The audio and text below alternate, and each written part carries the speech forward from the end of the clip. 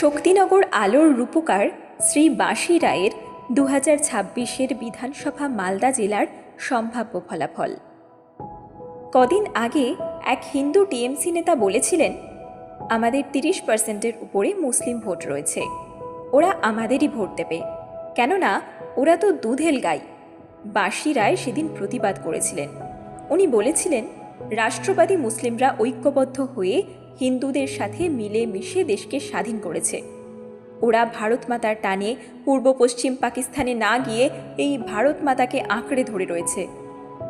সুতরাং ওরা তো রাষ্ট্রবাদী, ওরা দুধেল গাই হতে যাবে কেন? স্বাধীনতার পর একটা বিশেষ পার্টি মুসলিম সমাজের গর্বের মানুষ, জাতির মানুষ এপিজে আব্দুল কালামকে রাষ্ট্রপতির আসনে বসিয়েছিলেন। এরা কখনোই দুধেল গাই নয়, এরা ভারতের সম্পদ, রাষ্ট্রবাদী মুসলিম। এরা 2024-এর লোকসভায় তার প্রমাণ দিয়েছিল রাষ্ট্রবাদী মুসলিমরা। মালদার দুটো আসনের মধ্যে একটাও টিএমসি পায়নি, একটি কংগ্রেস, একটি বিজেপি। 2024-এর নিরিখে মালদার 12টি বিধানসভার মধ্যে সবকটিতে টিএমসি পিছিয়ে ছিল, 4-5 জায়গায় তৃতীয় হয়েছিল। যাই হোক, এবার আমি মালদার 12টি আসনের কথা বলছি। 1 Habibpur, BJP. 2 Gajol, BJP. 3 Chanchal, third front.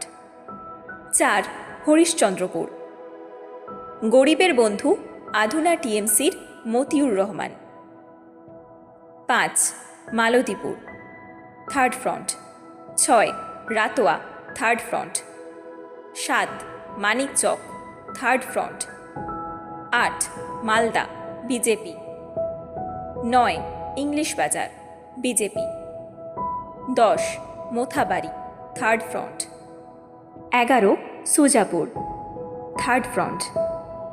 12 Baishnabnagar, BJP. তাহলে বিজেপি এখানে 5টি আসন, থার্ড ফ্রন্ট 6টি আসন এবং টিএমসি 1টি আসন।